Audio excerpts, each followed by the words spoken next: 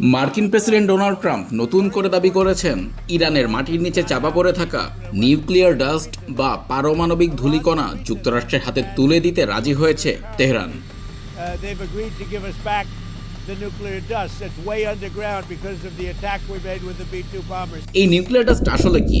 গত বছর জুনে ইরানের 3টি প্রধান পারমাণবিক স্থাপনায় B-2 বোমারু বিমান দিয়ে হামলা চালিয়েছিল যুক্তরাষ্ট্র। ট্রাম্পের ভাষায়, সেই হামলার পর মাটির নিচে চাপা পড়া উচ্চমাত্রার সমৃদ্ধ ইউরেনিয়ামই হলো এই নিউক্লিয়ার ডাস্ট, যা দিয়ে যে কোনো সময় পারমাণবিক বোমা বানানো সম্ভব। ট্রাম্প বলছেন ইরান এখন সেগুলো ফিরিয়ে দিতে রাজি হয়েছে, আর এটি সফল হলে তেহরানের পারমাণবিক সক্ষমতা এক ধাক্কায় অনেকটা কমে আসবে। তবে তার এই দাবি নিয়ে এখনও একটা ধোঁয়াশা আছে।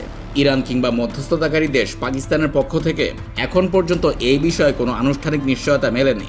এর আগেও ট্রাম্প প্রশাসনের অনেক দাবি পরে ভুল প্রমাণিত হয়েছিল। তবে ট্রাম্প এবার বেশ আত্মবিশ্বাসের সঙ্গেই বলছেন ইরান আজ এমন অনেক কিছু করতে রাজি হচ্ছে যা 2 মাস আগেও কল্পনা করা যায়নি। তারা এখন অনেক বেশি যৌক্তিক আচরণ করছে। Very important is that Iran does not have a nuclear weapon, and they've agreed to that. Trump যখনই আশার বাণী শোনাচ্ছেন, ঠিক তখনই পেন্টাগন থেকে কিন্তু কড়া হুঁশিয়ারি দিয়ে রাখা হয়েছে। মার্কিন প্রতিরক্ষা মন্ত্রী পিট হেগসেথ সাফ জানিয়েছেন, And to Iran, choose wisely.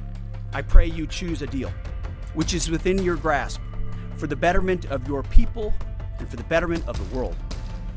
In the meantime, the War Department is locked and loaded.